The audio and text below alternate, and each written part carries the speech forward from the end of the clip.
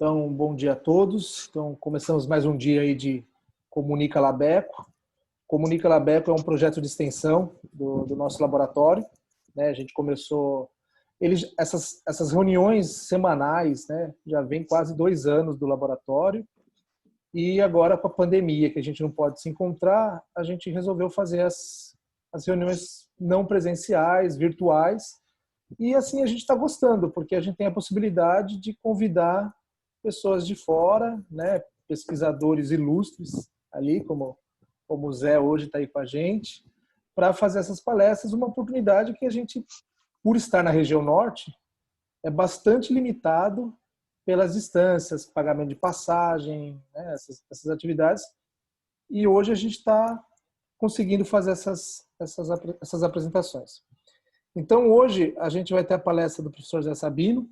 O professor Zé Sabino ele é licenciado e bacharelado em Ciências Biológicas pela USP, mestre em Zoologia pela Unesp e doutor em Ecologia pela Unicamp. Atualmente, o professor Sabino é da Uniderp, do Mato Grosso do Sul, e onde coordena o projeto Peixes e Bonito, né? Então, e hoje ele vai nos apresentar aí a palestra. Eu tive a honra aí de ser aluno do Zé lá na graduação, né? E acompanhar, desde então, acompanhando toda a trajetória dele um pouquinho aí, mesmo longe, né, Zé? A gente, um na Amazônia, outro no Pantanal, a gente tem conversado bastante. Então, Zé, te passo a palavra e muito obrigado aí por aceitar e obrigado a todos aí presentes. Eu que agradeço, Mildo. Estou vendo que tem um monte de gente querida aí, Roberto Reis, Lisiane Ram, né? E tem uma galera jovem, alguns eu conheço, outros não, mas eu quero dizer que é de fato uma alegria estar aqui hoje para trocar algumas ideias, né? E tentar mostrar como que a gente pode falar pelos peixes, vamos dizer, né? A ideia de ciência que fala pelos peixes, ela não é só minha, né? É uma ideia mais antiga. Quem fala pelos peixes, né? Acho que somos nós que somos as pessoas apaixonadas pelos peixes e que podemos, então, nesse contexto, fazer toda uma interlocução pelos peixes, né? Tá tendo só um pouquinho que tem uma obra aqui do lado, eu vou pedir para o cara não fazer. Entrou o áudio aí, Mildo, desse barulho, não? Entrou um pouquinho, Zé, mas relaxa. É. Todo mundo resolveu fazer obra nessa também, não, né? Não tem problema. Qualquer coisa você me interrompe, se tiver muito alto aí. Não, tranquilo, tranquilo. Bem, então a minha perspectiva hoje de falar com vocês é mostrar um pouquinho como que a gente pode usar os peixes para ampliar a interlocução com a sociedade, olhando, então, de uma forma mais integrada, né? A gente costuma trabalhar muito com os peixes, seja no campo, seja no laboratório, mas a gente tem que também pensar que os peixes estão, como tudo no mundo natural, integrado com a sociedade e aí que então demanda por elementos de comunicação. Então, eu tive a oportunidade de trabalhar em um grande jornal, na Folha de São Paulo, e junto disso também eu trago essa vivência, né, de um biólogo que tem um interesse pela comunicação. Não sou nenhum teórico da comunicação, mas tenho um pé na vida prática, né, tendo trabalhado então por quase 2 anos na Folha de São Paulo e produzido matérias ligadas às ciências ambientais, né? Então esse é, digamos, o contexto do que a gente vai falar. Falar um pouquinho das técnicas também de comunicação, né, e ver como é que a gente trabalha com isso, né? Mas eu quero de novo expressar a minha alegria de estar aqui hoje, Dia do Biólogo, né? A gente tem muito orgulho da profissão e sabemos que a temática ambiental hoje ela é muito complexa, permeia a própria subsistência da humanidade no planeta, a gente não pode esquecer disso nunca, né? E o tema hoje é tão complexo, embora os biólogos tenham sido os primeiros a alertar e a se engajar nas temáticas ambientais, hoje o tema é muito complexo e não vai ser o biólogo sozinho, que vai dar conta de resolver os problemas que afligem todos nós, especialmente no mundo em que os haters, os negacionistas ganham voz, né? A gente tem que estar preparado para combater isso e para fazer um enfrentamento mesmo, né? Não dá para deixar barato os negacionistas e as pessoas que atacam o conhecimento, talvez por alguma frustração pessoal, né? E a gente tem que se preparar do ponto de vista de comunicação, né? E preparar, então, significa, em muitos casos, aprender temas com os quais a gente não tem muita intimidade por termos uma formação na área de biologia. Mas, voltando, então, não é só o biólogo que vai fazer esse enfrentamento. A gente hoje, por conta da complexidade da temática ambiental, tem que se associar aos economistas, tem que se associar ao pessoal da área de jornalismo, ao pessoal do agro, porque não, tem uma parte do agro muito bem estruturada e bem sintonizada com o mundo atual, entende que se, por exemplo, eu fizer uma produção agropecuária com alta pegada de carbono, com desmatamento, queimada, vai afetar o mercado também. Então, tem pessoas muito bem esclarecidas nessa área. Então, assim, a ideia é que a gente saia da nossa redoma, da nossa bolha, né? E comece a aprender a se comunicar com outros segmentos, né? Eu vou ver aqui como é que eu... só o share screen que faz a... Isso, Zé. Só por ali para compartilhar. Ok. Deixa eu só... ela está aberta já, né? Então, vamos lá.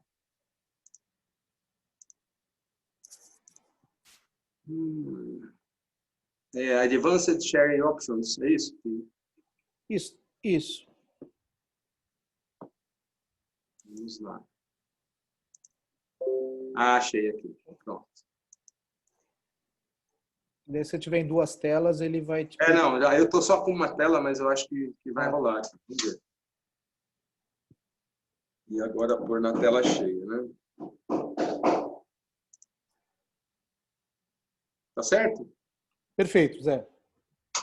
Muito bom.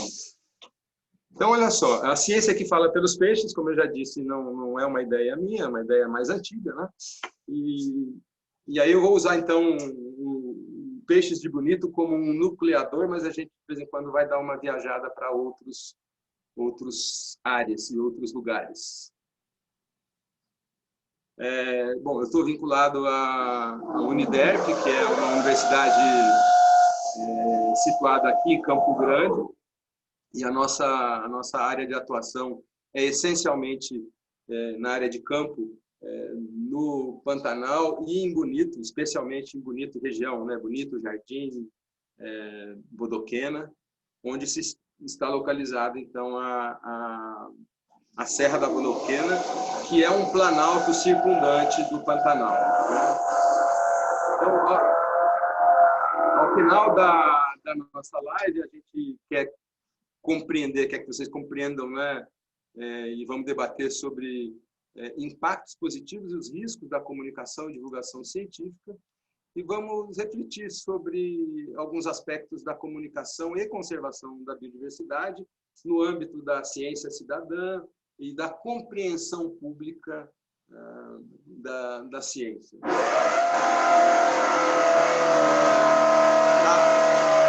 Está atrapalhando o barulho, Nildo? Me avisa aí. Zé, tá um pouquinho. Quando ele pega eu vou pedir de jeito... para parar só um instantinho, desculpa. Não, aí, não, beleza.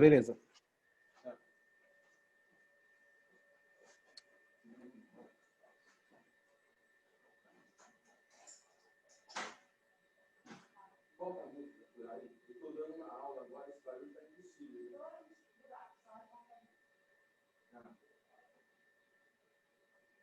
Não, termina.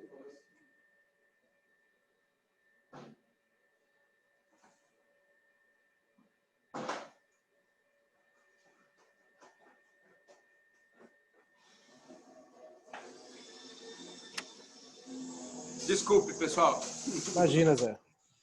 Bom, então, como muitos de nós, ou a maioria de nós não é da área de comunicação, eu resolvi colocar uma breve definição, né, do que é comunicação. É o campo, então, comunicação humana, né, é o campo que lida com linguagem e faz com que a gente, então, compreenda, né, você tem que ter um emissor e um receptor, e a gente transmita, então, informações utilizando estratégias de convencimento, seja para divulgar ideias, seja para vender produtos, atrair, sensibilizar a sociedade para temas relevantes.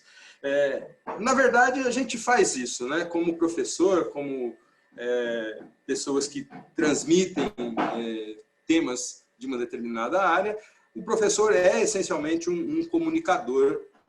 Então, a gente faz isso talvez sem ter até muita noção que somos comunicadores também por essência. Seja na ciência, seja no ensino, a gente é fundamentalmente um comunicador, né? Então, a gente vai falar um pouco de estratégias de convencimento, de compreensão pública da ciência e como reconectar as pessoas ao mundo natural. Esse é um tema que eu entendo que é premente, urgente para a sociedade atual, né? Especialmente com a pandemia da Covid-19, a gente percebeu que não estamos separados do mundo, né, natural, e que ele pode nos afetar e impactar das maneiras mais rigorosas e profundas possíveis, né? Um vírus parou o mundo, essa que é a verdade, né? E a gente quer recuperar a nossa possibilidade de continuar uma vida mais ou menos normal, e a gente não vai fazer isso se nós não compreendermos as profundas conexões que nós temos com a natureza, né? Tem uma frase aqui que eu resolvi colocar: temos de ouvir aqueles que pensam diferente da gente.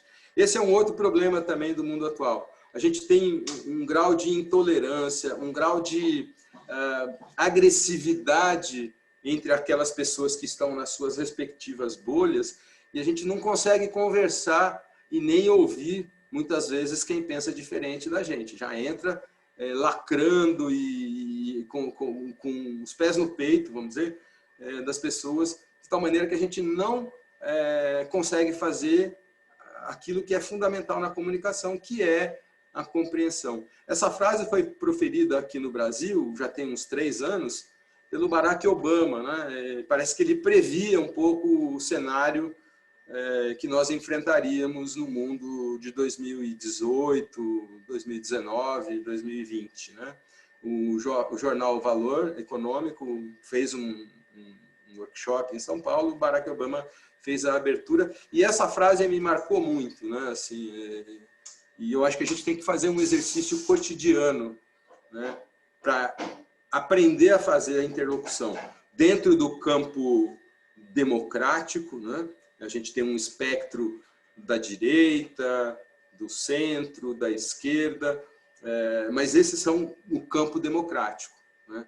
A extrema direita e a extrema esquerda muitas vezes, ou na maior parte das vezes, escapam desse cenário, né? Então a gente acaba sendo penalizado pelo radicalismo dessas pessoas. Com essas é difícil conversar, até porque falta, digamos, uma base intelectual mínima para que haja comunicação, né? Muito bem. Então, aqui as perguntas, né? Como e com quem conversar? Como que a gente faz um diálogo com diferentes segmentos, que não só o dos biólogos, né? O pessoal usa muito a expressão pregar para convertido, e isso é um fato, né? A gente está sempre... É fácil você falar de conservação num auditório de 500 pessoas que 99% tem um viés de conservação na própria índole e na própria atuação profissional. Mas vai falar de conservação da natureza num cenário mais, digamos, hostil ou adverso. A gente tem que aprender a fazer isso, né? E os peixes são elementos ou unidades demonstrativas que eu considero muito interessantes para isso, né?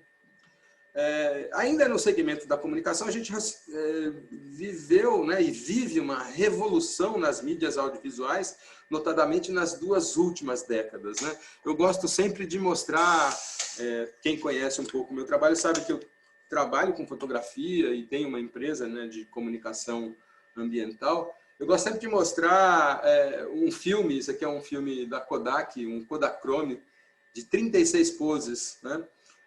E toda vez que você usava um equipamento como esse aqui, essa câmera eu ganhei ainda na graduação, é uma Nikonos, uma câmera da Nikon para debaixo d'água, né? Uma Nikonos 3. Toda vez que eu fazia 36 fotos, eu tinha que sair da água, secar todo o equipamento, e às vezes você esquecia a toalha, enfim, toda uma dificuldade. Mas o espectro de comunicação que a gente tinha era de registro, né, capacidade de registro, era mínimo, porque a gente chama isso aqui de bobina, né, uma bobina de foto, eram 36 imagens. Hoje, consegue ver o cursor, Mildo? Sim, Zé, tá tranquilo, dá para ver. Tá, então, por exemplo, essa imagem aqui, né, desde os registros de campo, né, passando por fitas cassete, né, muitas das pessoas hoje nem sabem o que é isso, né? Para assistir vídeo, a gente tinha o videocassete, para fotografar as bobinas de foto, gravava mídias, né, em CDs.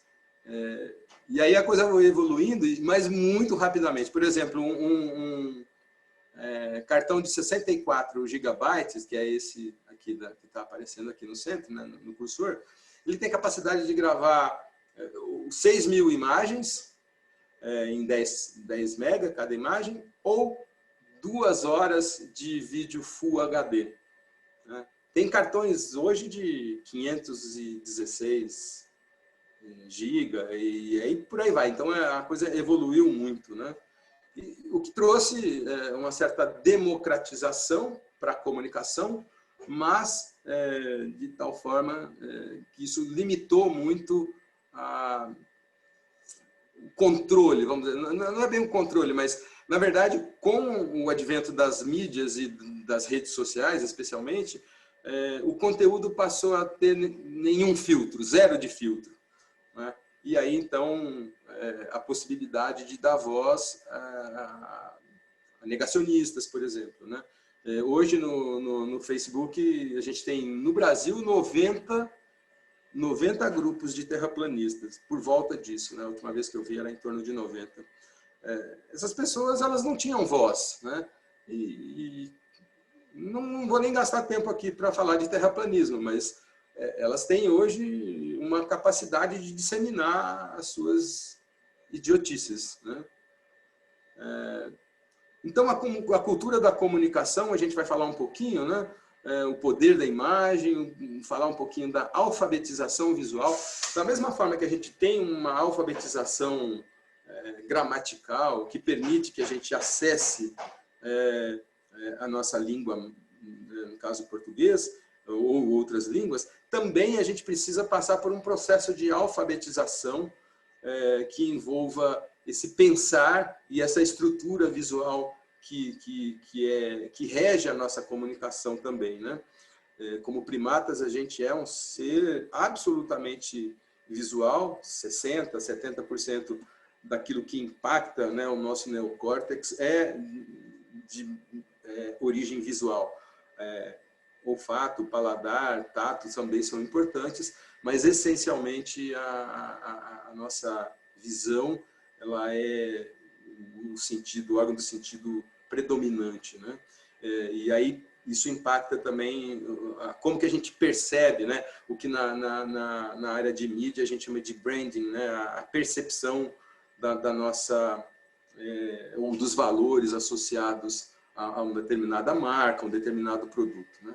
E a revolução das mídias a gente já falou, mas vai tocar um pouco nisso também, né? Essa é a ideia, então, que a gente vai trabalhar. Quando a gente pega uma peça, um livro, um folder, qualquer que seja, olha para uma estrutura de um site, a gente talvez não perceba, mas por trás dessa composição, há todo um conjunto de informações que a gente chama de princípios de design, né?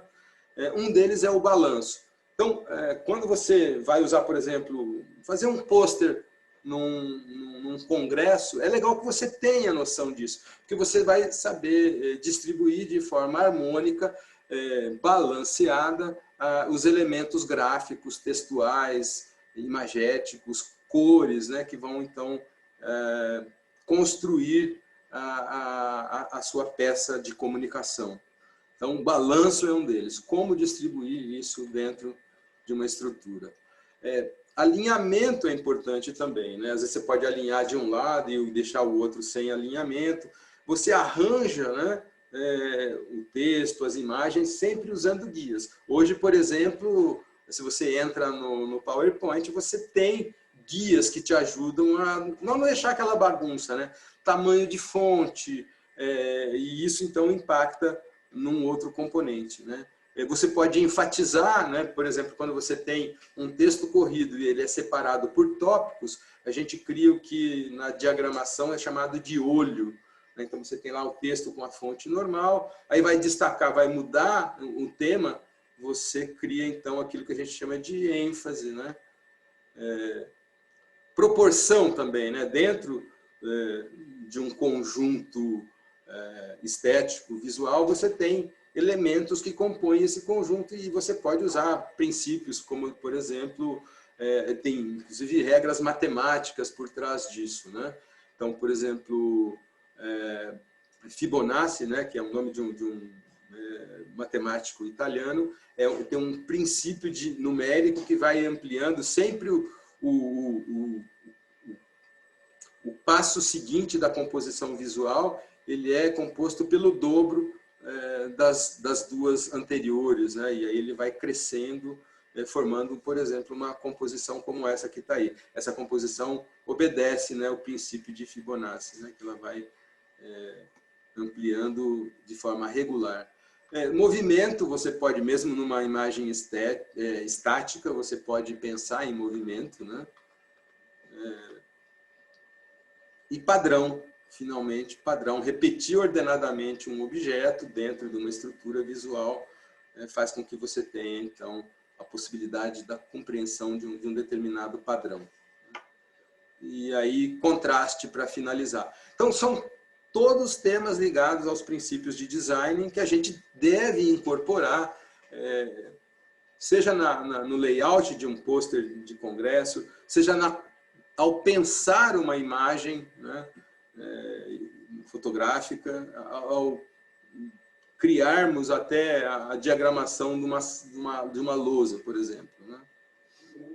E aprender também hoje tem bons manuais de comunicação. Eu peguei um da ABETA, que é a Associação Brasileira de Turismo Turismo Ecológico e Turismo de Aventura. E essa coisa toda, né, que todo mundo hoje é, de certa forma, um comunicador que tem um Instagram, que tem um laboratório, como no caso o que o Miúdo faz, né, que tem esse componente, então, de comunicação, aí no caso do Labeco, e felizmente isso nos deu ferramentas muito legais. E a minha sugestão, então, para quem não é da área de comunicação, mas se interessa pelo assunto, é procurar princípios de design, manuais de marca, né, que permitam, então, a gente elaborar e refinar o nosso olhar para isso, né? Então, toda a área tem jargão especializado, mas quando a gente vai fazer comunicação, seja de comunicação científica ou falar para o grande público, a comunicação especializada ou para o grande público, evitar muito o jargão especializado, sem perder a precisão, né? E passar também por aquilo que a gente chama de design instrucional. Essa é uma área toda muito bonita da área de ensino hoje, né? Eu me interesso bastante por ela. Tem uma disciplina na pós-graduação aqui na Uniderp que fala de produção multimídia, e a essência do trabalho é ligada ao chamado design instrucional, que eu vou dar um exemplo tangível para a gente compreender o que é isso, né? Então, esse é uma rede de drenagem, né? O PA aqui são áreas protegidas, cidades, né? E todos os elementos que podem pressionar os ecossistemas aquáticos, que atravessam, nascem em áreas protegidas ou que estão sob impacto. A ideia disso, eu tomo a liberdade, né? O Walter Azevedo Santos foi o autor que liderou esse artigo, e ele fez esse arquivo imagético, né? Que mostrava todos os inputs das pressões que nós tínhamos sobre os ecossistemas aquáticos. E isso é a visão, né, que a gente, como cientista, acha que está bom. E é uma boa comunicação. Não vamos negar que a gente consegue compreender claramente como a mensagem intrínseca a esse tema, né? E aí eu era um dos autores do artigo sobre áreas protegidas e ecossistemas aquáticos, né?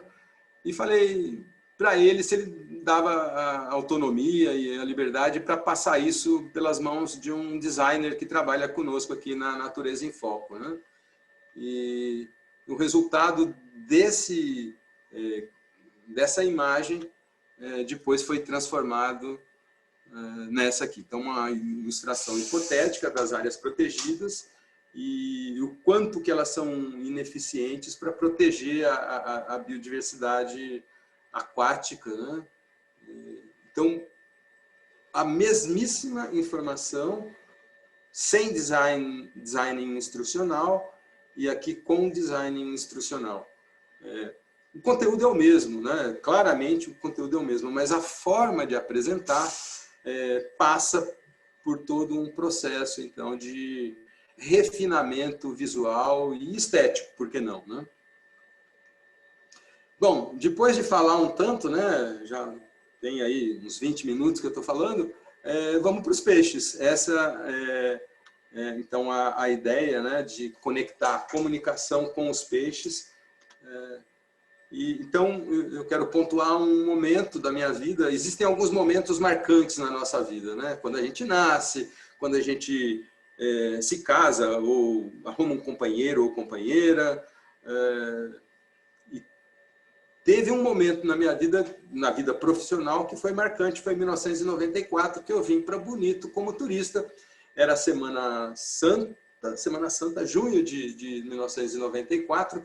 Bonito estava começando a despontar no turismo e eu, que fui criado numa cidadezinha do interior de São Paulo, vivia pescando com o meu pai, mas eu nunca vi os peixes, né?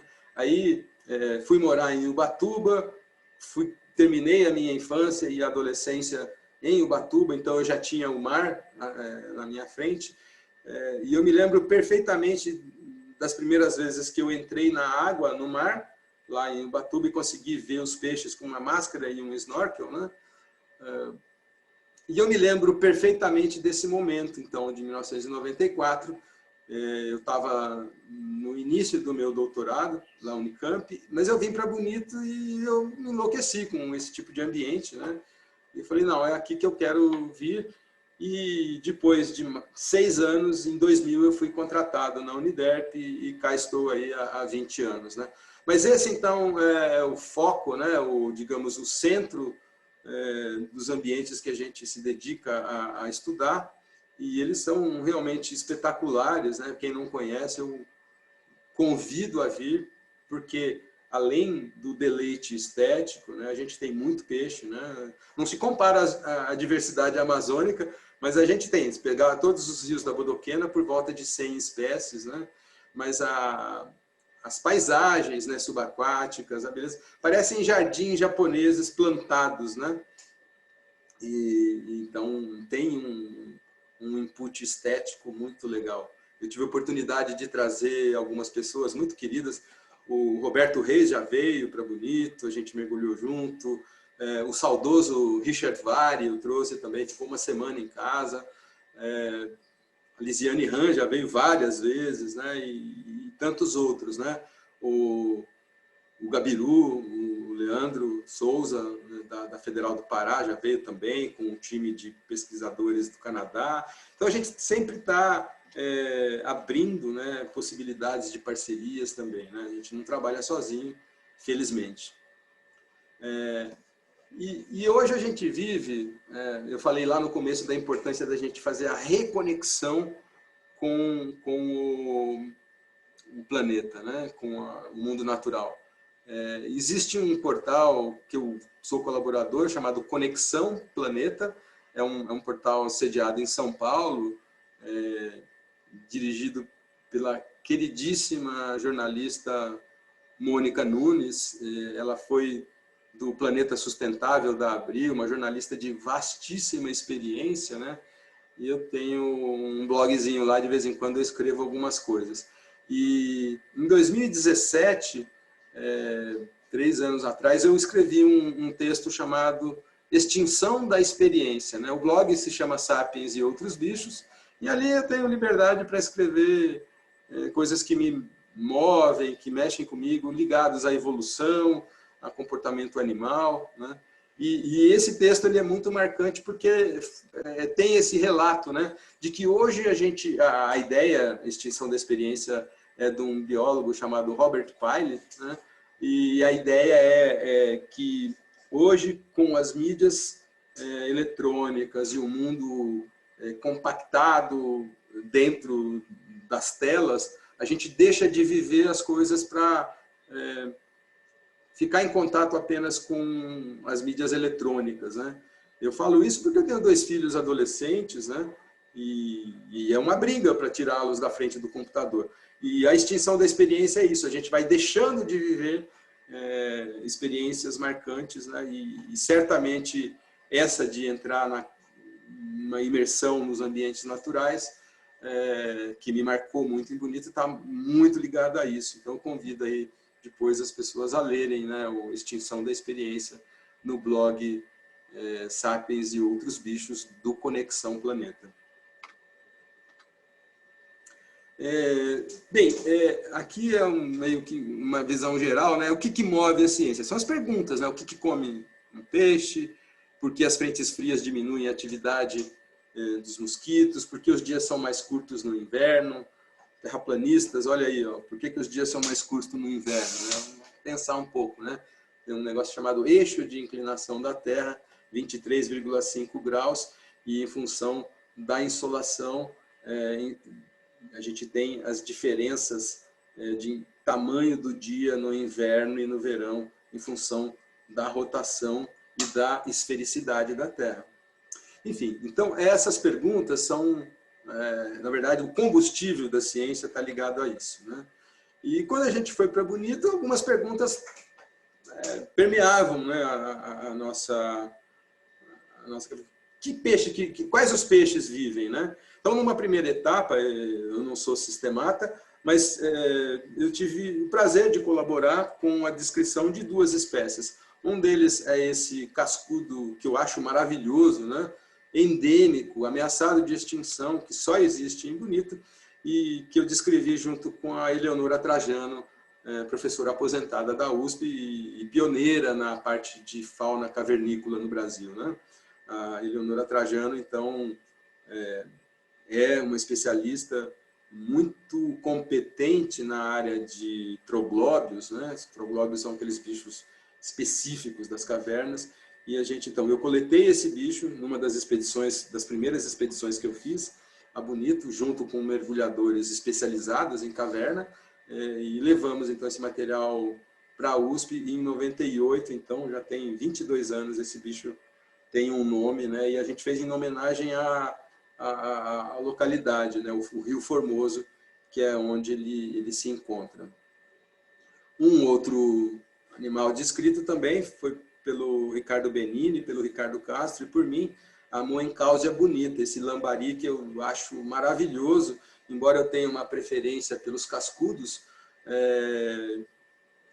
esse lambari eu acho espetacular, assim, né? Pelo colorido, e está lá em Bonito bastante O Roberto Reis deu um positivo aqui, porque eu prefiro cascudo. Eu gosto mesmo é da cascuda, viu, Roberto? Eita. Então, assim, na verdade, então, a gente pôde contribuir e as perguntas, então, foram ajudando, né, a compreender um pouco os ambientes, né? Uma história que me chamou a atenção logo de cara, que os guias comentavam, eles falavam assim, professor, aqui os macacos pregam dão de comer para as piraputangas. E eu falei, caramba, né? Será que essa história realmente é verdadeira? Tal?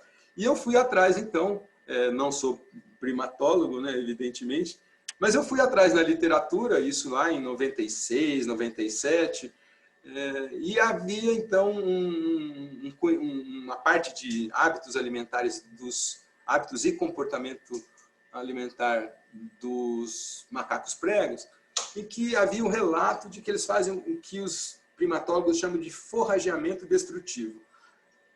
Eles comem principalmente frutos, comem invertebrados, ovos de aves também, mas é uma dieta bastante variada, mas a essência da dieta dos pregos são os frutos.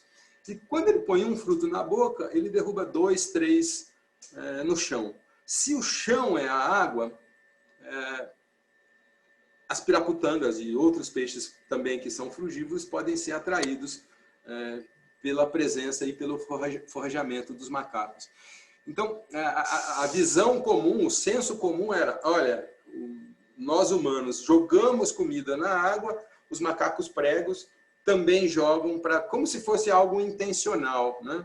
E aí, então, tem um processo de antropomorfização do comportamento, que a gente sempre evita, mas, então, na literatura, a importância de checar a literatura, né? A gente trabalhou claramente com um componente que já estava consolidado, que era o forrageamento destrutivo. Os macacos derrubam os frutos na água, né? Então, exatamente o que a gente identificou o problema, elaborou hipótese, foi atrás da literatura, né, e interpretou os dados. E comunicou isso por meio, né, dos métodos, né, da etologia, né? Então, a gente usa protocolos de observação para registrar, né, os ambientes lá em Bonito. Os equipamentos evoluíram muito, a gente sabe disso. E aí, com isso, nós conseguimos... isso aqui é só uma imagem para mostrar um microprocessador dentro de comparado, né, com a nossa... com o dedo humano, né? Esses capacitores são partes dos processadores que hoje são o core, vamos dizer, o coração do processamento de imagem, né? E aí, então, desse trabalho com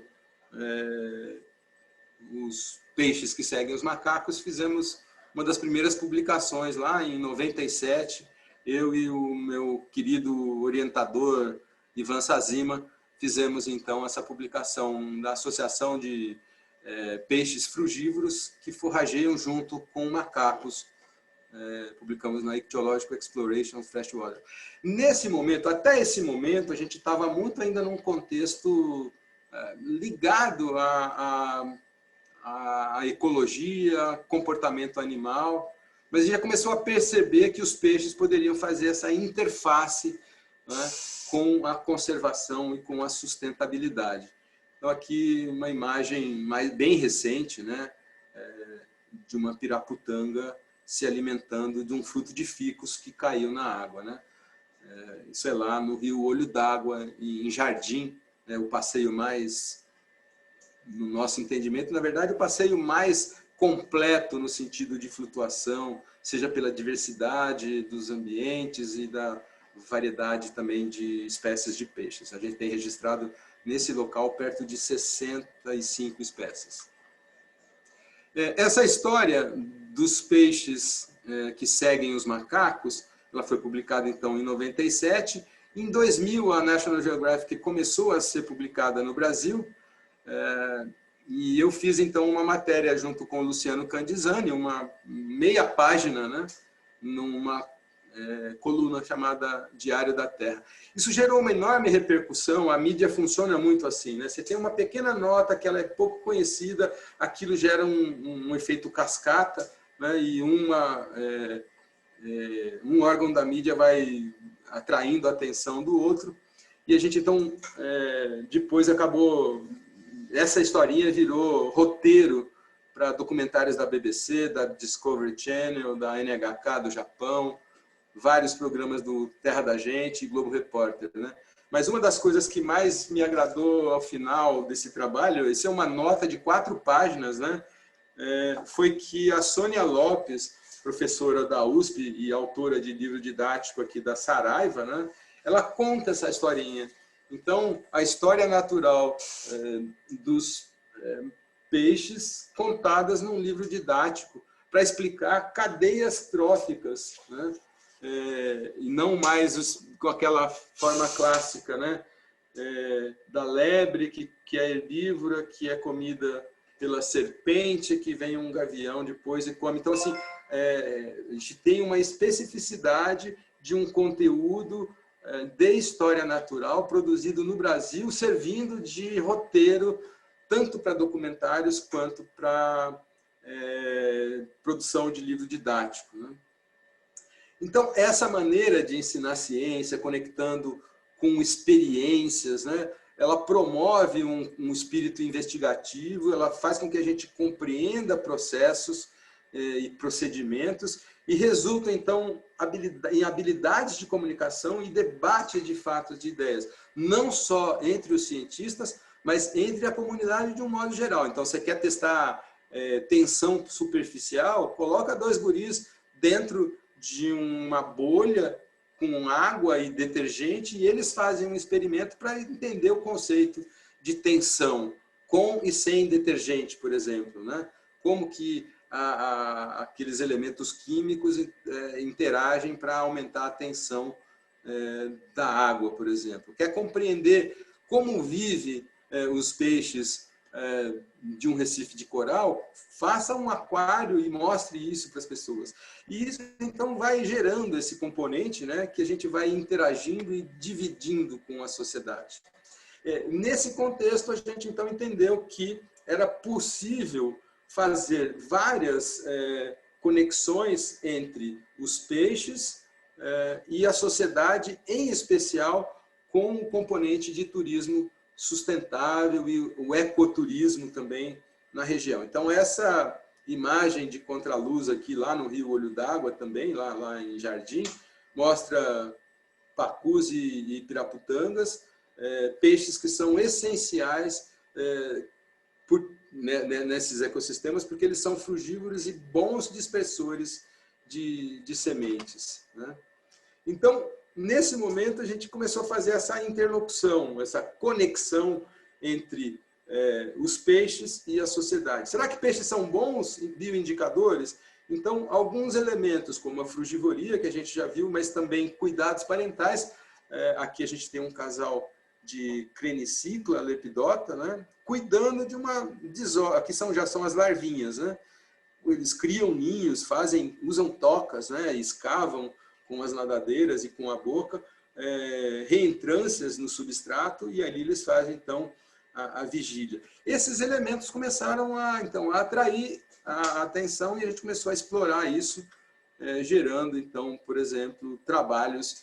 Esse aqui, no caso, um trabalho que foi feito em colaboração com o professor Rui Oliveira, do ISPA, Instituto Superior de Psicologia Aplicada, e a Ana Carolina Lima, a primeira autora, ela veio para o Brasil fazer a parte de campo e usamos, então, 2 espécies, Moencausia bonita e Crenicicla, a Joaninha, para avaliarmos os impactos do ecoturismo.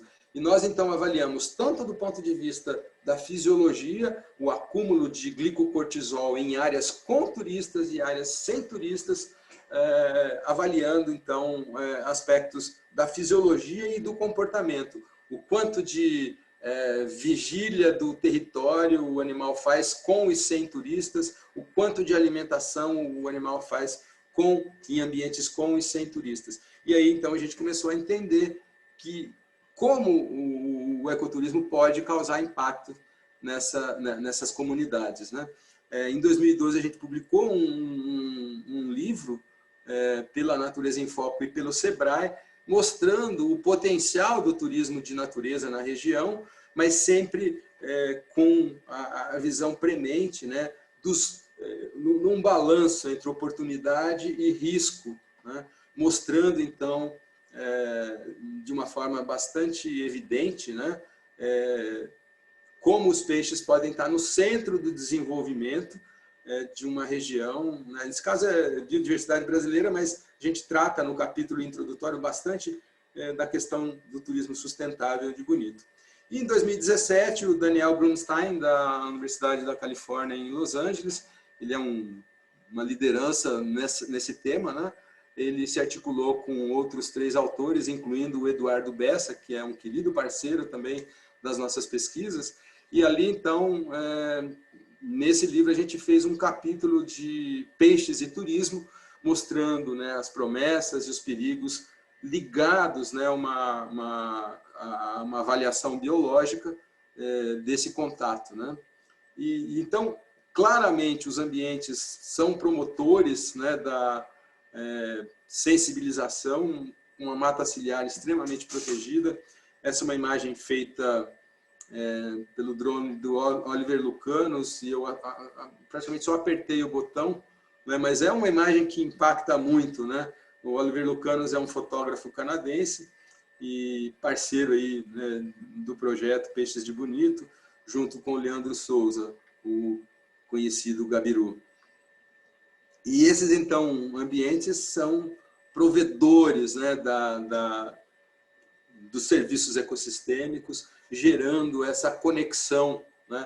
Na maior parte dos ecossistemas aquáticos brasileiros, a gente tem águas barrentas ou águas escuras, e a gente não percebe, né? A gente não tem a possibilidade de perceber diretamente a biota aquática. E no caso da região de Bonito, isso é evidente, né? Então, as pessoas que vêm dos grandes centros, que estão acostumados com rios como o Pinheiros, o Tietê, o Guandu, enfim, rios de grande porte urbanos, né?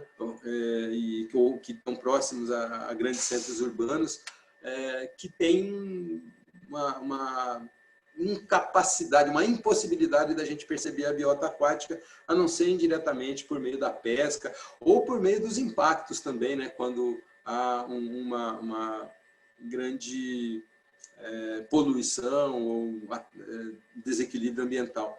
Então, nesse caso, a gente tende a enxergar os ecossistemas aquáticos da região de Bonito como provedores de serviços ecossistêmicos. No âmbito cultural, a gente tem uma multiplicidade de provisão de serviços ecossistêmicos. O cultural é um deles, que é, então, a percepção, a possibilidade de percepção dos organismos, né? A gente tem feito isso numa escala local, com os guias na região, mas também contribuído, né? Esse é o Peter Bassett, é um diretor da BBC, e ele está dirigindo uma nova série, né, chamada Green World, e uma delas são as plantas aquáticas, né?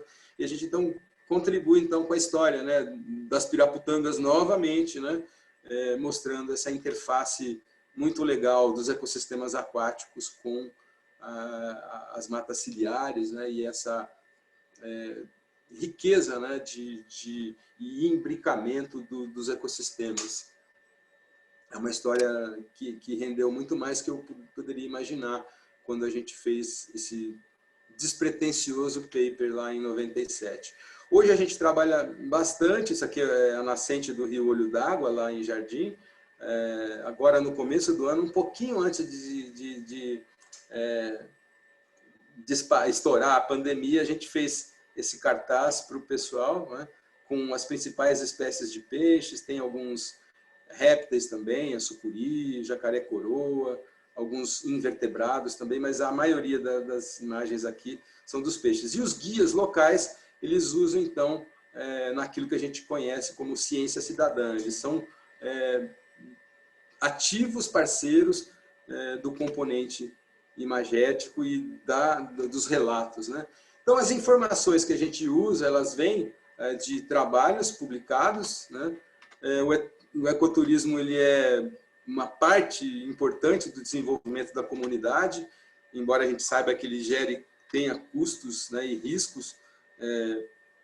mas na essência o ecoturismo ele é um componente de desenvolvimento da comunidade. A gente usa então a partir da base teórica, dos conhecimentos gerados pelos papers, pela ciência, a gente faz então uma triangulação entre comunicação, biologia e ecoturismo, com conexões multidisciplinares, seja no âmbito econômico, seja no âmbito da operação, seja no âmbito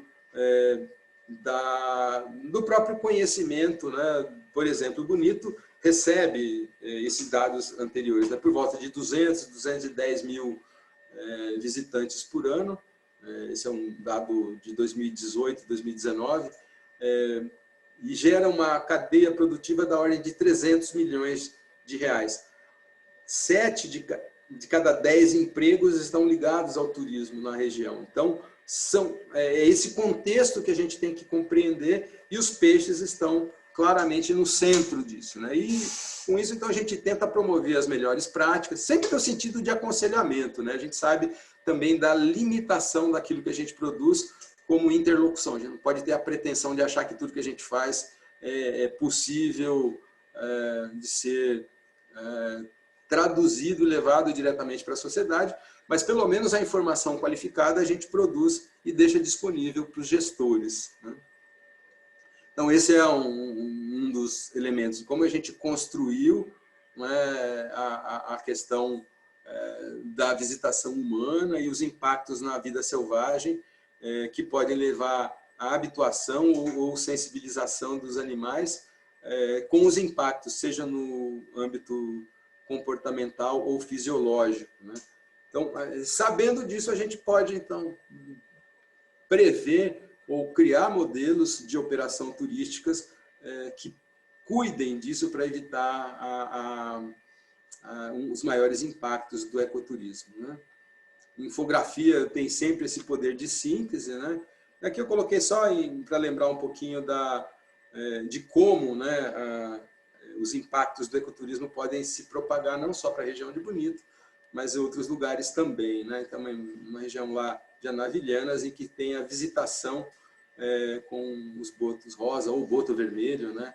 E na região, e isso passa por um regramento também para evitar impactos maiores, né? A gestão integrada dos sistemas naturais, ela faz parte daquilo que a gente pensa e entende como importante, né? Planalto e planície, Planalto da Bodoquena e planície pantaneiras são conectados, especialmente pelo rio Miranda, né? O Planalto da Bodoquena, a parte maior dele está conectada ao rio Miranda. E então a gente tem essa percepção e pretende ampliar estudos, né? Mostrar, por exemplo, elementos de migração, de conexão, e a importância, por exemplo, da conectividade dos ecossistemas de planície com planalto para a conservação de algumas espécies, né? Em 2016, eu, a Lisiane Han e mais uma galera, a gente foi para Bonito e testou a metodologia de telemetria, achando que a gente ia unir os pontos, né? Tanto dos dados de telemetria quanto de observação direta. Então, a Lisiane, com toda a sua experiência, gentilmente veio, a partir de várias tentativas, a gente conseguiu, eu comprei 20 radiotransmissores da Lotec, e a nossa surpresa foi que aquela anteninha que fica para fora gerava um comportamento predatório das piranhas. Então, em 2, 3 dias, a antena externa estava completamente comida e a capacidade de transmissão despencou. Dá para resolver isso? Dá para fazer uma antena interna, enroladinha, como são as antenas de celular, né? Então, mas veja, aquilo que a gente podia entender como um ativo para compreender todos os processos migratórios, né?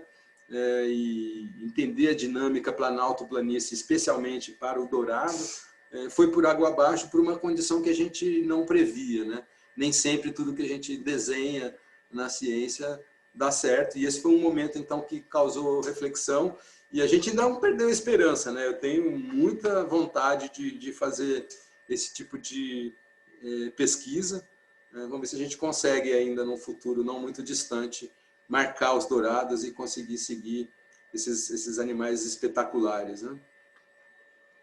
A gente tem alguns momentos também que conseguiu flagrar, né? Exato momento de o animal de baixo, que é um macho, e ele está estimulando a fêmea para desova, né? Então tem uma sequência fotográfica de por volta de umas 15 imagens, né?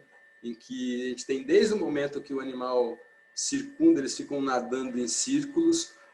O dourado tem uma mancha na base do pedúnculo caudal muito marcante, uma mancha preta. Nesse momento ela fica branca, ele controla os cromatóforos e o animal passa a sinalizar para o outro que não está num momento de caça, e aí então isso faz com que eles interajam, né? Isso foi uma das coisas mais marcantes que a gente viu nesse caso aí, né?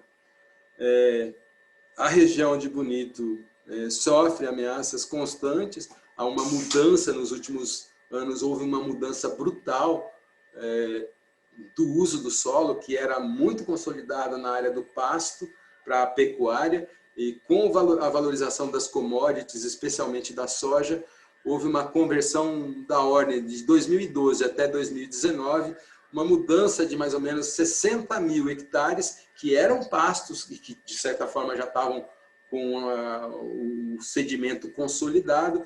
Esse pasto foi arrancado, a terra foi gradeada para uso agrícola, né? No caso específico para a soja alternada com milho, né? Toda a dinâmica de produção. E isso tem gerado impactos, inclusive com repercussão muito grande na mídia, né?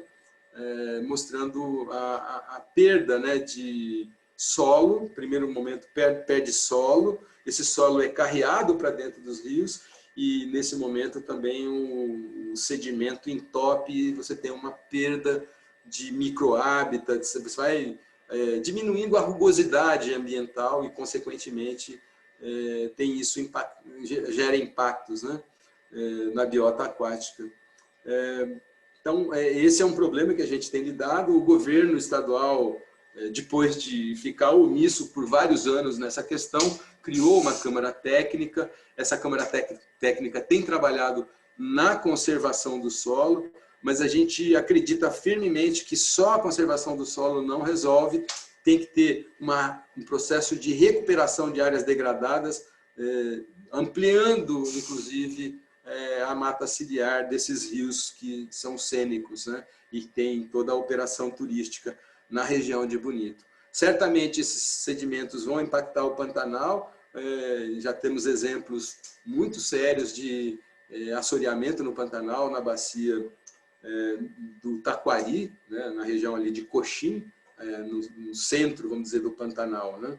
Em que houve então todo um processo de deposição numa combinação de péssimas práticas de cuidados com o solo, com a própria geologia da região. Então, as duas coisas combinadas, resultando num processo de assoreamento e sedimentação de uma área de mais ou menos 5 mil quilômetros quadrados, muito grande mesmo. A região, o delta do Taquari, perfaz aí uma área aproximada de uns 5%, 4% do Pantanal todo, né? Então, uma região muito impactada e diferente ali. A gente tem procurado ajudar na tomada de decisão. Eu faço parte da Plataforma Brasileira de Biodiversidade e Serviços Ecossistêmicos, na qual a gente produz documentos como relatórios técnicos e sumário para tomadores de decisão. E o tomador de decisão, ele não é só o político que decide na canetada uma coisa ou outra. O tomador de decisão é um fazendeiro que vai decidir preservar ou não a mata ciliar, criar ou não uma RPPN, o dono de um restaurante que pode adotar práticas sustentáveis na cadeia de suprimentos dele. Então, todos nós, na verdade, tomamos decisões cotidianas que impactam o ambiente. É óbvio que você tem escalas diferentes, se a gente está tratando do indivíduo ou da sociedade, mas a sociedade é composta pelos indivíduos, e quanto mais esclarecidos nós formos, melhores serão as nossas decisões, né? A gente vive num momento muito importante, crucial mesmo da história, né? E divulgar as múltiplas facetas da biodiversidade, eu reforço, é estratégico para trazer a sociedade para a causa da conservação e da sustentabilidade. A visão arcaica, mais antiga, conservadora, fala que natureza atrapalha, e a gente entende exatamente o contrário. Natureza não é problema, natureza é solução, né? E esse é o caminho que a gente tem que adotar, né? Então, a elaboração de conteúdos para a governança ambiental tem vários documentos, né? Um deles é o relatório temático Água, e a gente teve a oportunidade de inserir vários elementos dessa interface, né, do Peixes de Bonito com a sociedade, a conservação e o ecoturismo, né? Popularizar por meio de imagens é um bom caminho, a gente trabalha com isso em diferentes esferas, seja no âmbito da plataforma brasileira, ou seja no âmbito da nossa universidade, né? Então, difundir isso na mídia é uma tarefa extremamente importante, né? Quais são os compromissos éticos que a gente tem que assumir, né? Estudar comportamento animal, né, meu entendimento, né, não é que tem que ser assim, mas o compromisso ético da comunicação. Ele não pode ser um compromisso como o do publicitário que quer vender a qualquer preço.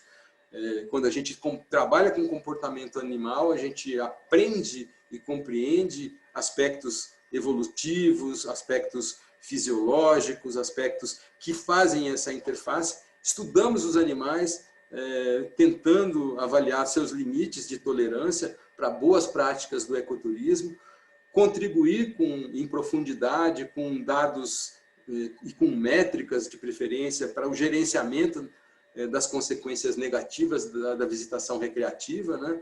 E apreciar o valor das áreas naturais, sejam elas urbanas ou as áreas naturais, que faz com que a gente, então, consiga lidar com esses elementos, né? E aqui o trinômio que eu tento sempre reforçar: educar, inspirar e conectar. Eu acho que é isso aí, Mildo. Vamos agora tentar ver se tem aí as perguntas para a gente seguir em frente. Esse é o meu e-mail, sabino-josé@uol.com.br, é o e-mail pessoal. Tem um e-mail da universidade também, mas vamos partir para esse aqui, né?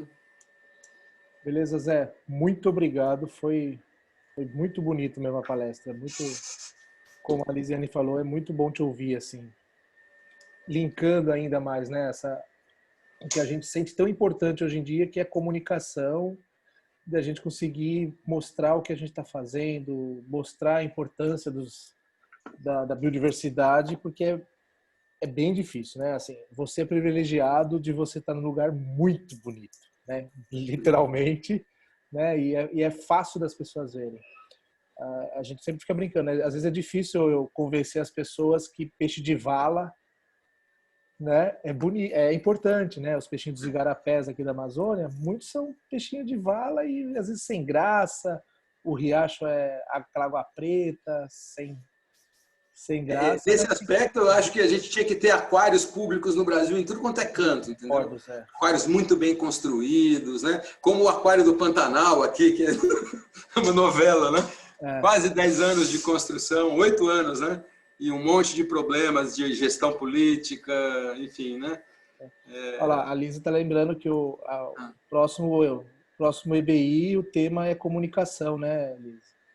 Então isso é fundamental, cara. A gente, falando em aquário, aqui em Belém, aqui no Pará, a gente foi chamado há uns 4 anos atrás para ajudar a montar um amazonário.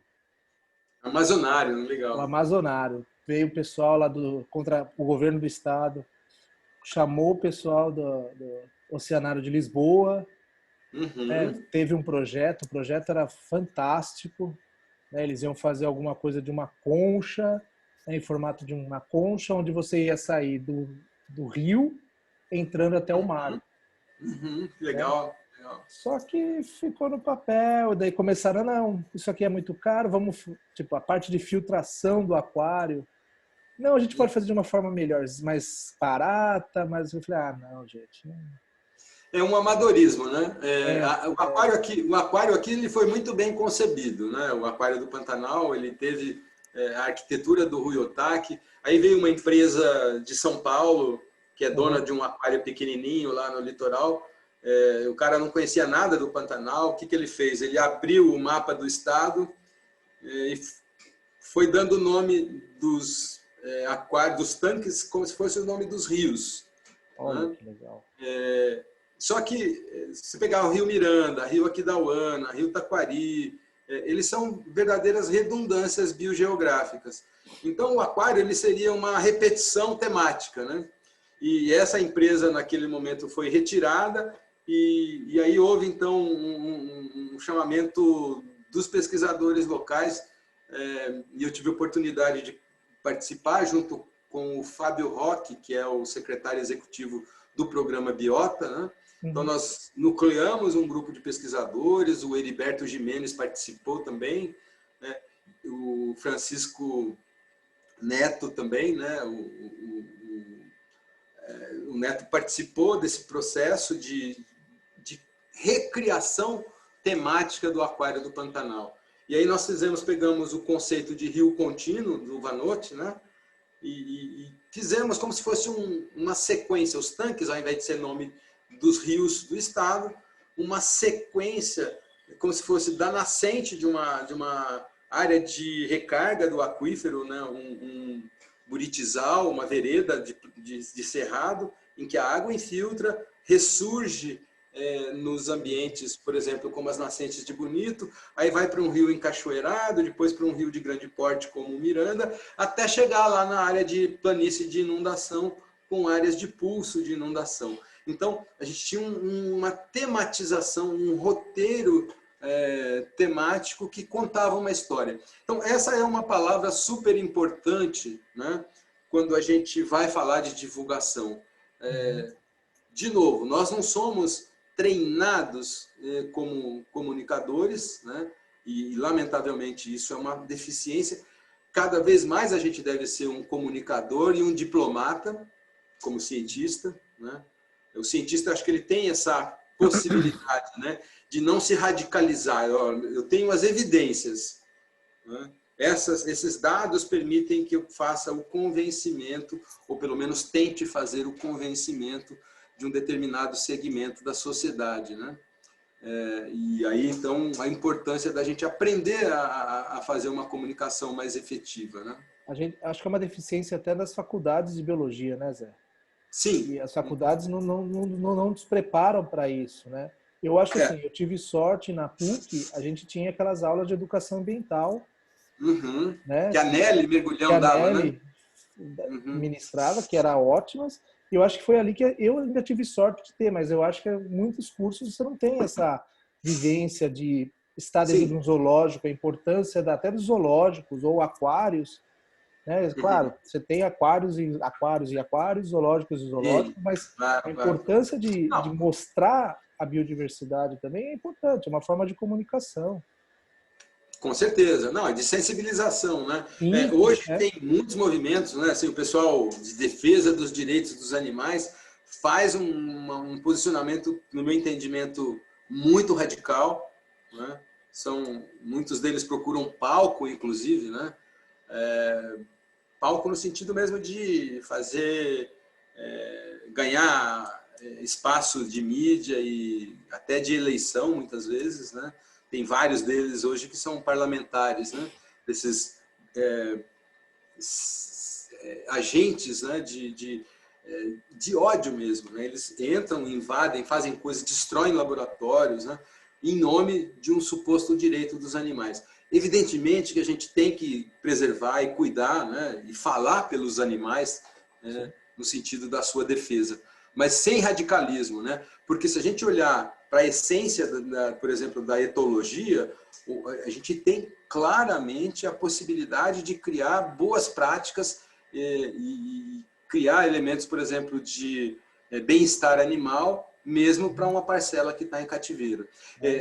Eu sempre me lembro, né, e gosto de dar o exemplo do mico-leão-dourado. Não fossem os zoológicos, nós não teríamos mais o mico-leão-dourado, que nos anos 80 foi objeto, né, de uma levaram os animais para fora, né, do Brasil. Eles foram reproduzidos com estudos genéticos bem robustos, liderado pela Karen Strayer, né, é uma primatóloga, e no zoológico de Washington, lá da Smithsonian, eles reproduziram esses animais e tiraram eles de um nível populacional crítico, né, criticamente ameaçado, né, na natureza tinha menos de 200 indivíduos, né, e aí levaram uma boa parte deles, pegaram também bichos que estavam em zoológico e fizeram todo um processo. E hoje a gente tem, hoje não, mas há mais de 20 anos, um processo inverso, né, de reintrodução ali na região de Poço das Antas, ali, né, no norte do Rio de Janeiro, na Mata Atlântica daquela região. Então, zoológicos e aquários têm um super papel de conservação, seja de sensibilização, de educação e de manejo de espécies ameaçadas. Eu sou bem com essa abordagem integrada, né? Eu sou fã de aquário, eu sou um louco por aquário. Uma vez a gente foi com um aquário e tava eu e os amigos meus e a gente no México e no folder tinha um tubarão-baleia no folder. Gente, todo mundo querendo passear para várias coisas. Eu falei, não, mas eu preciso ver um tubarão-baleia, né? No aquário. Cara, era só no folder que tinha, não tinha tubarão-baleia. O aquário era super pequenininho. Eles queriam me bater quase, mas tudo bem. Mas depois eu vi a tubarão-baleia lá em Atlanta, tem 3 tubarões-baleia. É fantástico. Nossa, imagina um aquário com tubarão-baleia, né? Mas assim, é meio triste a história, né? Eles trouxeram 7 tubarões-baleias e só sobreviveram 3. Puxa vida. A gente fica pensando o que fazer. Bom, Zé, o pessoal tem umas perguntas, todo mundo ficou babando nas tuas palestras, para variar, as fotos são lindas. Ficou mostrando aquela coisa de velho que a gente não sabe o que é, tipo filme de máquina, eu nunca vi aquilo, porque é jovem, né?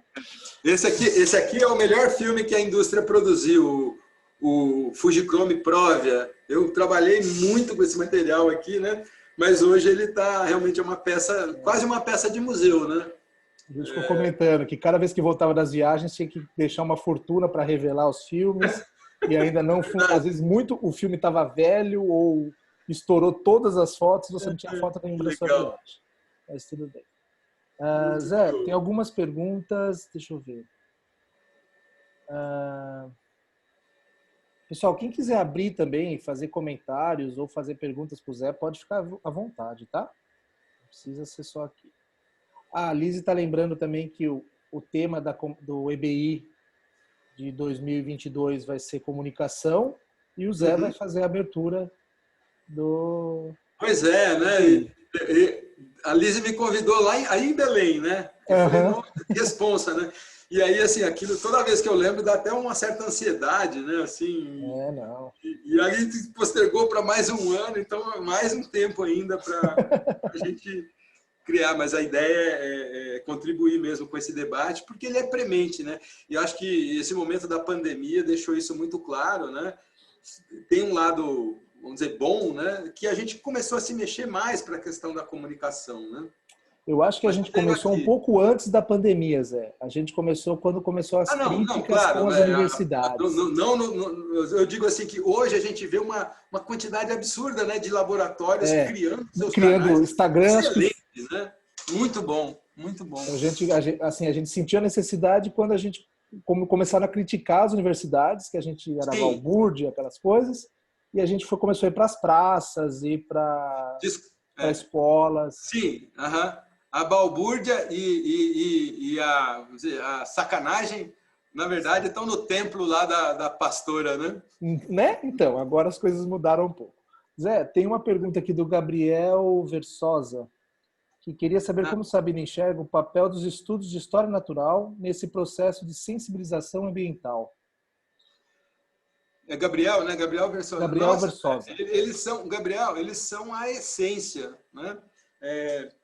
Público em geral não entende, não quer ver planilha, números, gráficos, né? Esse é um entendimento importante para a ciência, para a tomada de decisão, quando você modela, cria cenários, né? São super importantes. Mas o público geral, você nunca viu um documentário da National Geographic mostrando uma tabela de Excel.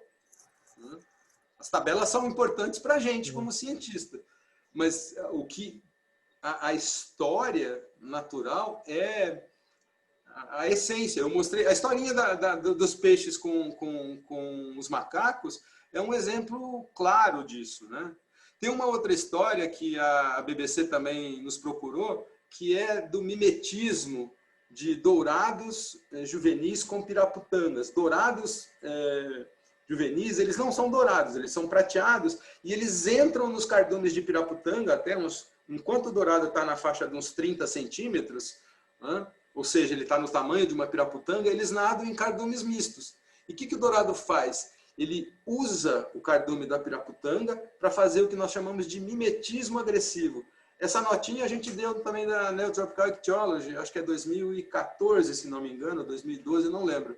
Mas é sobre mimetismo agressivo entre o dourado e cardumes de piraputanga. O que ele faz? Eles nadam juntos e eles saem do meio do cardume para atacar pequenos caraciformes. Ou seja, o cardume de piraputangas funciona como uma moita, né, para o dourado se esconder. E aí ele dá um bote e sai, né? E isso é história natural. Então, a história natural tem um papel incrível, né? Eu estou escrevendo um artigo sobre isso para o livro da Ecologia Australis, né, que a gente vai reeditar um número especial.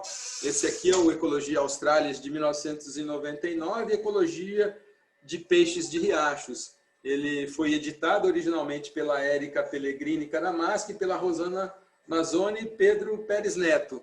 Atualmente, o Rafa Leitão está na comissão editorial, o Miúdo é um dos autores, né? E a gente vai fazer um novo capítulo sobre história natural e comportamento de peixe, muito na visão do que eu acabei de relatar e comentar aqui hoje, né?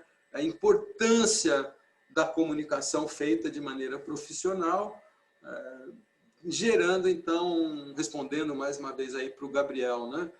O processo de sensibilização, ele é fantástico. As pessoas, nós como primatas, somos contadores e ouvidores de histórias. Então, se você pega e começa uma narrativa, você ganha a audiência. Diferente de você começar a mostrar tabelas, números, que aí já dá uma certa comportamento até de um pouco de aversão, assim, né? Mas é isso. O Giovanni fez um comentário aqui que o aquário, um dos aquários mais antigos assim, do Brasil é aqui do Guild, do Museu Guild. Ele foi reaberto algum tempo atrás, tá? Eu não consegui ir ainda porque começou a pandemia, então eu não consegui ir, mas parece que está bem bonitinho. Já é pequenininho, mas eu acho que já dá alguma coisa porque é um dos poucos que a gente consegue ver a fauna amazônica. Aqui tem é do Serginho lá de S. Maia Lima, deve ser o Sérgio, não é? O qual? A pergunta: o turismo em Bonito, acredito que seja majoritariamente em áreas particulares. O Serginho lá, é ele mesmo. Deu aqui embaixo agora. E aí, Serginho, beleza, cara? Então, sim, o turismo majoritariamente é feito em Bonito em áreas particulares, em RPPNs, mas muitos, assim, na verdade a gente tem algumas nascentes, essas são, por exemplo, o Rio Sucuri, está numa RPPN, o Olho d'Água, o Rio Olho d'Água é todinho, ele corre todinho dentro de uma nascente, que é onde a gente trabalha e concentra os esforços, as imagens aéreas que a gente mostrou de drone são ali do Olho d'Água, né? Na essência, então esses lugares mais sensíveis estão em RPPNs, felizmente. Mas os dois grandes rios da região, o Rio Formoso e o Rio da Prata, né, que são os eixos principais que vão desaguar no Miranda, eles estão sujeitos a tudo, né? A agricultura, esgoto urbano, indústria não, porque quase não tem indústria poluente, né? Mas, na essência, a gente está com os rios muito expostos nessa região, né? Tem uma pergunta também, acho que Aí da não, Lani. só para fechar a pergunta do Ah, Serginho, tá, né? desculpa. Ele fala, parte dos recursos se reverte para o monitoramento da biota aquática. O IMASU, que é o órgão gestor estadual, ele obriga o monitoramento, né? E o monitoramento tem é feito com recursos do próprio empresário. Então, de certa forma, tem uma parcela do recurso que vai para o monitoramento, e aí você tem diferentes níveis, né, de qualidade, como em todos os serviços de assessoria e consultoria ambiental. Você tem, no meu entendimento, bons e, não diria maus, mas alguns mais precários, né? Mas tem sim um monitoramento da biota aquática. Mas a gente faz bastante isso por meio da academia. Tem duas ONGs muito ativas, é importante que se diga, né? O IASB, que é o Instituto das Águas da Serra da Bodoquena, e a Fundação Neotrópica do Brasil são sediados lá em Bonito e tem uma atuação muito legal nessa parte de monitoramento dos ecossistemas aquáticos, com trabalhos já de pelo menos 2 décadas, assim, bem ativos lá, né? Tem, inclusive, a bióloga do IASB, né? A Liliane, ela entrou agora no mestrado, vai trabalhar, a gente vai trabalhar bastante com isso. Desculpa aí, Mildo, mas é que Não, estava... imagina, tem uma pergunta da Lani um pouquinho antes, se Vamos existe ver. problema na região de Bonito com desmatamento e como vocês têm conseguido reverter esses problemas? Como tem sido o diálogo com essas pessoas? Isso está... E aí, Alane, tá em ter fé agora, né? Show de bola. Pois Alane, é o é. seguinte, o desmatamento em si já houve lá atrás, no passado, quando a região foi ocupada, né? Então, a história de ocupação do Mato Grosso do Sul é uma história de desmatamento, né? Principalmente de áreas de cerrado, né? Mas também dessa mata atlântica de Planalto, né? Esse Mato Grosso que existia aqui não existe, só existe em áreas realmente nas APPs e nas unidades de conservação. O resto virou pasto, muitos deles degradados, e soja, e no sul do estado, eucalipto também, né? É importante que se diga, eu nunca acho que a gente tem que ser contra o agronegócio, né? Acho que a gente tem que deixar o agronegócio, não dá para negar a importância do agronegócio. Ele é pujante, ele gera divisas, ele é concentrador de recursos? Mas isso é um modelo mesmo que existe. Não vamos fazer a revolução socialista com isso, né? Mas ele tem um componente que ele tem que ser feito dentro de uma estrutura integrada de conhecimento, né? E de respeito à lei. A lei não existe por um capricho dos biólogos, por uma distorção de A ou B. Ela existe para regular os atores, né? E para que as pessoas tenham marcos civilizatórios. A legislação ambiental é uma das camadas mais refinadas da legislação, né? E ela existe para ser cumprida. Se isso é cumprido ou não, aí é um outro problema. Então, em Bonito, o maior problema que a gente teve, Alane, foi a conversão, e esses relatórios dessas ONGs, especialmente nesse caso da Neotrópica, deixa isso muito claro, né? Houve um processo de degradação e de substituição da estrutura que antes era muito ligada no pasto, e de 2012 para cá, se a gente pega o MAP Biomas, a gente vê claramente a mudança do uso do solo, né? Perfazendo por volta de 60 mil hectares, de 2012 a 2019, transformados em áreas de plantio de soja. Isso não seria problema se houvesse um trabalho de conservação do solo, boas práticas de conservação do solo e respeito às matas ciliares, o que não aconteceu. E foi o que causou o maior impacto ali na região. Tem uma da Cleusa, que é parabéns pela palestra incrível. Qual a taxa de mortalidade dos peixes do aquário de Bonito? Como vocês reabastecem, fazem reprodução lá mesmo ou capturam no ambiente natural? Bom, o aquário de Bonito é um aquário pequenininho, mas muito bem montado, é uma iniciativa privada, né? E eu não sei exatamente, não tenho nenhuma ligação com o Aquário de Bonito, a não ser como visitante, né? Eu fui 3 vezes lá, levando pessoas. Nossa. Então, eu não saberia responder. Tá.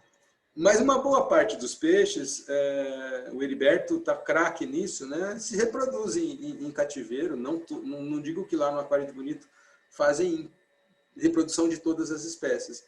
Mas, por exemplo, eu tenho um aquário em casa de 800 litros com a fauna de Bonito. Volta e meia tem bebezinhos, né? De caraciformes ali. Então, imagino que possa existir uma parte de reprodução. Os bichos grandes podem ser comprados em piscicultura, né? Então, não sei, não saberia dizer como é que é feito isso. Beleza. Pessoal, tem mais alguma pergunta? Aqui do chat acabou, Zé. Eu gostaria de fazer uma pergunta, Mildo. Fale, Freitas. Sabino, tudo bem? Bom dia. Obrigado pela palestra, foi incrível. Eu espero que todo mundo que esteja nessa sala tenha noção da importância que você tem para a ictiologia, para a história natural de peixes. Eu, pelo menos, tenho. E no começo da sua palestra, você falou sobre o que marca, né, a vida e tal, pelo menos a acadêmica. E eu, quando eu iniciei em 2004, minha vida acadêmica, o trabalho que mais me impressionou quando eu comecei a trabalhar com peixe foi o seu e do Jansen, de 98. Que legal! E eu achei aquele trabalho incrível e eu falei assim, eu quero fazer isso. E não tive a oportunidade de fazer exatamente igual. E hoje, alguns anos depois, né, se passaram, uma vida acadêmica um pouco mais estruturada, eu vejo que esse seu trabalho ele é ainda mais bonito hoje do que quando eu iniciei em 2004. Obrigado. E aí tem toda uma preocupação atual da gente ter que coletar mais dados, a gente ter que ter mais informações sobre a história natural das espécies, né? Sim. E aí eu vejo que trabalhos igual ao seu, de 98, eles são muito escassos e eu fico me perguntando o porquê. E aí a principal resposta que eu tenho, pela minha pouca experiência, é que os veículos de divulgação científica, né, da nossa área, eles não têm absorvido esses trabalhos com a mesma facilidade do que antes. Porque hoje o que importa é volume de dado, escala temporal, escala espacial, e aí a gente está criando defasagens à medida que os anos passam. Então, eu queria saber só a sua opinião a respeito disso. Eu concordo plenamente com você, Freitas. Assim, a gente não consegue hoje publicar em revistas de alto impacto trabalhos de história natural, porque isso parece que é uma ciência do passado, né? Na verdade, eu acho que a gente abandonou muito cedo a temática da história natural, especialmente para a ictiologia brasileira, né? Se a gente pensar em todos os outros ambientes dos ciclos, a América do Norte conhece em detalhes, tudo bem que a gente está falando de escalas de riqueza muito diferentes, mas sabem tudo de história natural e ligado ao mínimo detalhe da história de vida, da autoecologia, né, que era um nome também que a gente usava no passado, né, um nome mais refinado para história natural. Mas tem uma beleza intrínseca nisso, mas não só a beleza, né, eu acho que tem um componente que alimenta, né, ele gera elementos até para dar mais sentido, né, para os trabalhos mais robustos numericamente falando, né? Então a história natural ela tem um componente de alimentar essas outras áreas, seja para conservação, seja para estudos de dinâmica populacional ou a questão, por exemplo, da arquitetura, vamos chamar de arquitetura numérica, né, que a ecologia hoje, o mainstream, né, da ecologia predominantemente faz, né? Então, a história natural tem esse poder muito grande, né? E há várias revistas que reabriram sessões de história natural. Eu vou comentar isso, não vou dar um spoiler total, mas vou comentar isso no capítulo de livro que eu estou escrevendo, né?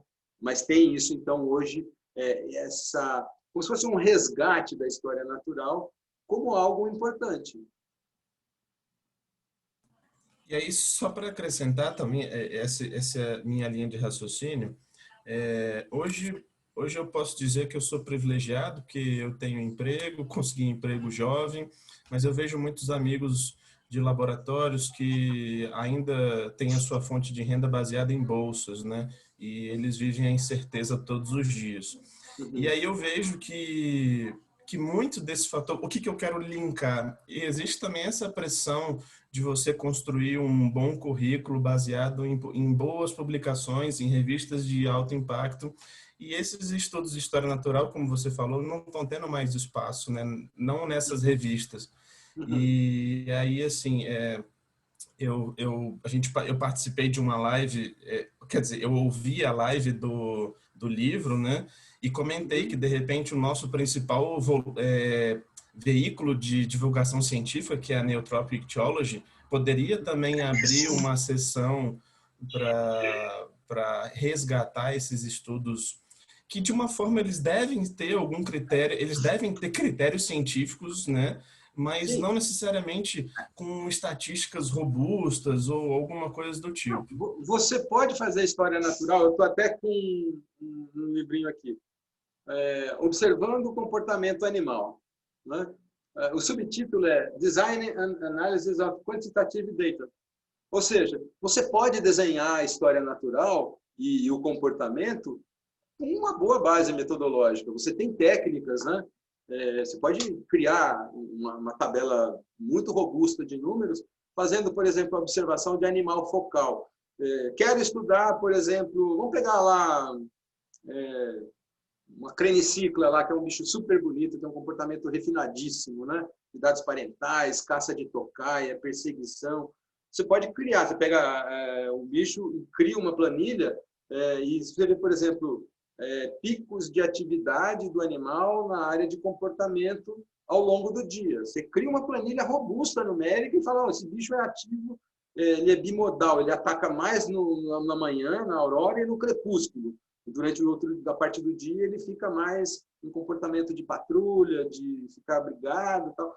Então, você faz isso, você tem possibilidade, aí você pode criar um modelo, né, numérico com uma espécie sintópica próxima dela e fazer uma comparação de duas espécies com dados numéricos robustos, essencialmente com trabalho de história natural. Essa incompreensão eu enfrentei quando eu propus um projeto. Eu colaborava com uma universidade pública aqui, num programa de biologia animal. Fiz um projeto com um aluno que veio de fora do Brasil e o projeto foi rechaçado, infelizmente, porque essa compreensão. Eram 3 recém-doutores com aquela vontade do recém-doutor, né? Todos eles com formação em ecologia numérica, e falaram, isso aqui não vai publicar. E isso gerou um problema que transcendeu a questão.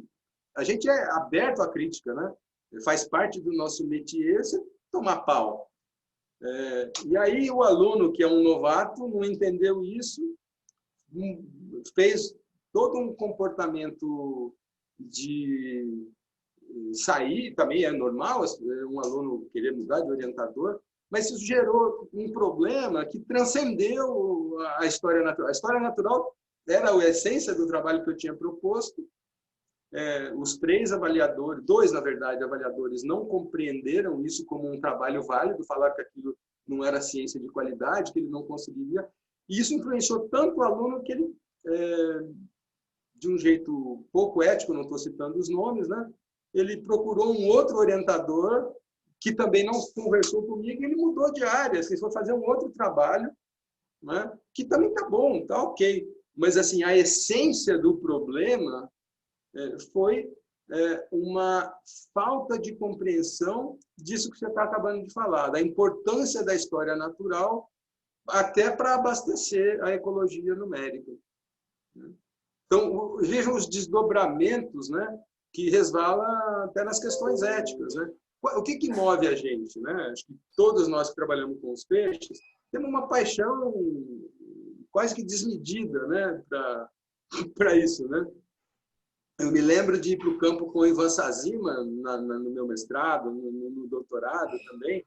Ele é uma pessoa super fisicamente fraca, né? Ele passava horas dentro d'água, né? Assim, o Ivan é todo magrinho, né? Aqui para Bonito, quando eu trouxe o Ivan, a gente veio numa expedição com o Sérgio Fletter, uma galera toda, estava o Heriberto Jimenez, que na época era meu aluno, enfim, toda uma galera, o Fabrício Tereza, né? Um monte de gente assim, a gente ficava preocupado com o Ivan, que ele entrava na água às 8 da manhã e saía às 5 da tarde, entendeu? Male saía para almoçar. Quer dizer, então a gente tem essa paixão, né? E assim, uma visão não elimina a outra, né? Na minha compreensão, a história natural ela não elimina a importância dos estudos quantitativos e, da mesma forma, os estudos quantitativos não deveriam ser motivo de oposição, né? Enfim, então, tem esse problema que a gente deve enfrentar. No fundo, é um problema que nós, eu digo como sociedade, nós mesmos geramos, né? Quem que cria os parâmetros de avaliação é a comunidade científica, né? Não foi uma imposição. Tudo bem que tem uma visão que vem de fora, né? Das grandes revistas, tal, de que o mainstream é a parte quantitativa, a ecologia robusta, numérica, tal. Mas você tem um componente que eu entendo que seja importante, né? Que deva ser a manutenção. Alguém chamou aqui de, acho que foi o Gabriel Versosa, né? Nesse sentido, como ressuscitar a história natural? Eu acho que a gente mostrando a importância dela, a beleza, esse componente imagético, a sensibilização estética que a gente precisa transcender os muros daquilo que a gente faz, né? Da academia e pensar assim. E outra, né? Assim, a academia ela cobra coisas, né, duras. Eu não cuspo no prato que eu como, que eu estou na universidade desde 1992.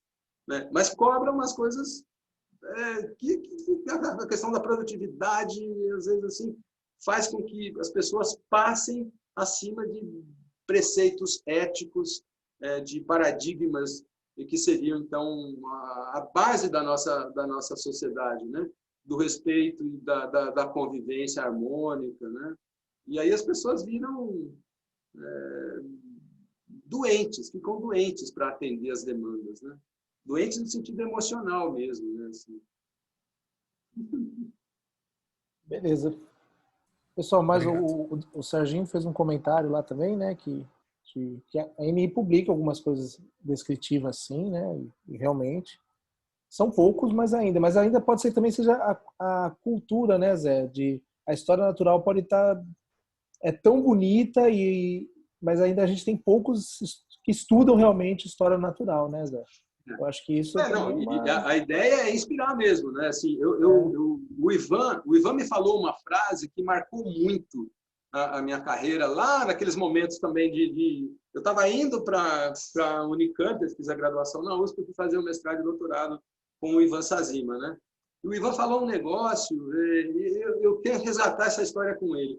Eu não me lembro se ele leu em algum lugar ou se ele recebeu, ele se correspondia, né, com autores, principalmente na Europa. Ele morou na Alemanha, numa época que eu fui fazer um pós-doc lá, e eu não me lembro se ele recebeu uma carta ou se ele leu em algum lugar do Nico Tinbergen, né, que o Nico Tinbergen dizia, e a frase é do Nico Tinbergen. Como ela chegou no Ivan é que eu não sei a história, eu quero resgatar isso. Nós, biólogos, estamos entregando a parte mais bonita da biologia para os cinegrafistas. Isso em ano 92, né? Que ano que foi isso? 80, não, o Tinbergen morreu em 88, então é 87 isso. Sim, imagina. E aí, imagina como está hoje, né? Com certeza. Mas, gente, acho que vamos encerrando. Zé, muito, muito obrigado. É um prazer. Barato estar aqui com tanta gente querida, né? O Roberto, Roberto! E me desculpem os outros palestrantes dos eventos anteriores, mas graças ao Sabino que a gente consegue ver tantos nomes de renomes, né, aqui nessa sala hoje. E hoje Que teve uma legal. concorrência, né? Porque como é dia do biólogo, tem um monte de live acontecendo de gente legal, mas legal. Obrigado aí pela Eu fiquei participação. muito feliz, assim, realmente assim,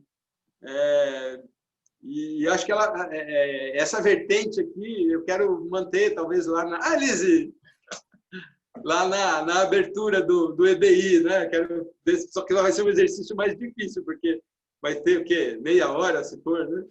Enfim. Sim. Mas eu só espero não cair na água, como o Jansen também caiu. Nós vamos cuidar para que não tenha nenhuma piscininha, Então, nenhuma. Tá bom, pode deixar. Bom. Liz, mas obrigado pela presença também, Roberto. Muito legal, gente. Estou super feliz. A Carla, a Pavanelli está aí, a Érica também está. Nossa, que legal. Tá muita gente legal e tem bastante aluno do meu laboratório também, mas, Zé, foi fantástico. Que legal. Fico Muito feliz. obrigado.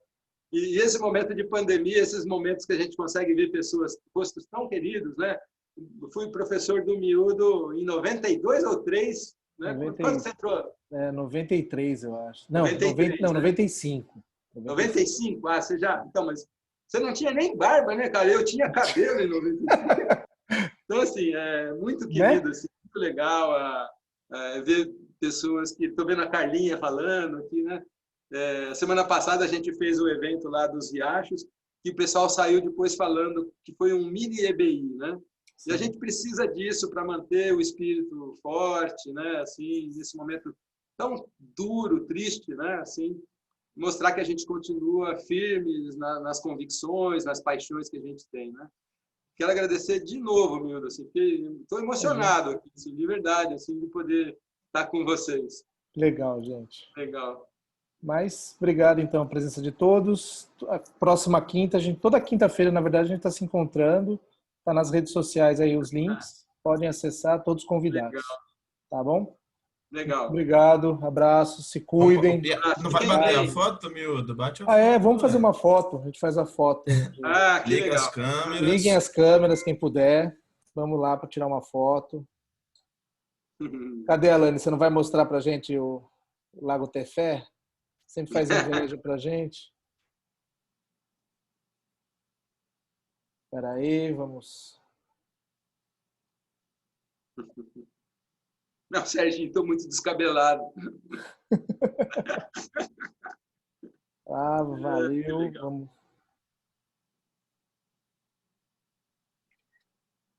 Beleza, gente. Feita a foto. E obrigado aí. Olha. Grande abraço. Manda para mim depois, Mildo. Mando, pode deixar. A Carlinha. Tchau, tchau.